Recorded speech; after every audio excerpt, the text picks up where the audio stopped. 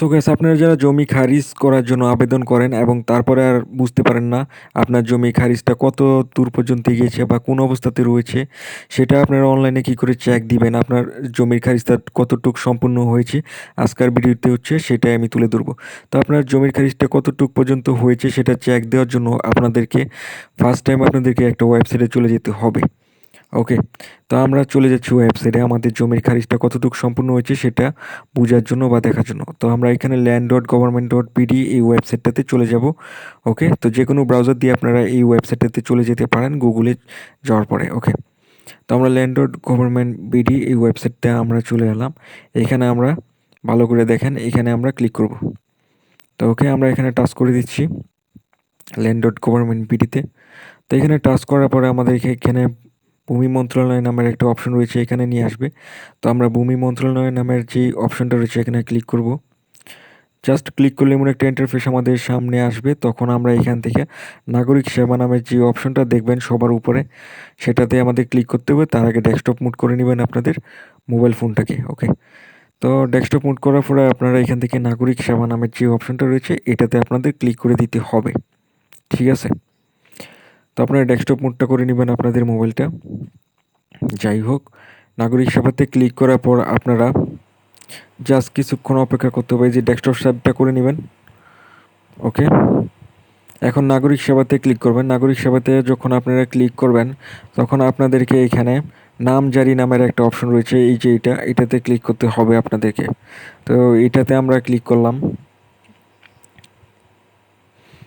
এখানে ক্লিক করলেই আপনি দেখতে পারবেন। ওকে, তো এখানে ক্লিক করার পরে আপনারা একটু জুম করবেন, জুম করে এখানে আবেদনের বর্তমান অবস্থা দেখবেন বা সর্বশেষ অবস্থা যেটা রয়েছে এটাতে ক্লিক করবেন, এই যে এটা। ওকে, তো এখানে আমরা ক্লিক করে দিচ্ছি এখন। এখানে ক্লিক করার পরে ফার্স্টে আপনাদের এখানে আসবে বিভাগ এবং হচ্ছে নামজারি আবেদন নং। তো এখানে বিভাগটা সিলেক্ট করে দিবেন, আপনি যেই বিভাগে সেটা আপনি সিলেক্ট করে দিবেন।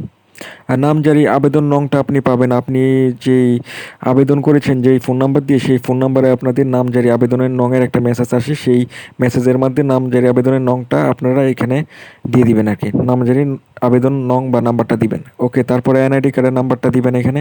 তারপরে এখানে দেখেন যোগ করার জন্য বলছে, এটা যোগ করে যত ফল হবে সেটা এখানে দিবেন। দেওয়ার পরে খুঁজুন অপশনে ক্লিক করবেন। ওকে, খুঁজুন অপশনে ক্লিক করার পরে আপনারা এখান থেকে মোবাইল নাম্বার বলবে দেওয়ার জন্য আপনাদেরকে, তো আপনারা সেখানে মোবাইল নাম্বারটাও দিয়ে দিবেন।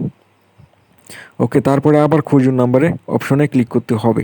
তো আমি সবগুলি এখানে ডিটেলসে সবগুলো দিয়ে দিয়েছি, আমি ভয়েস ওভারে আপনাদেরকে বলে দিলাম আর কি এখানে।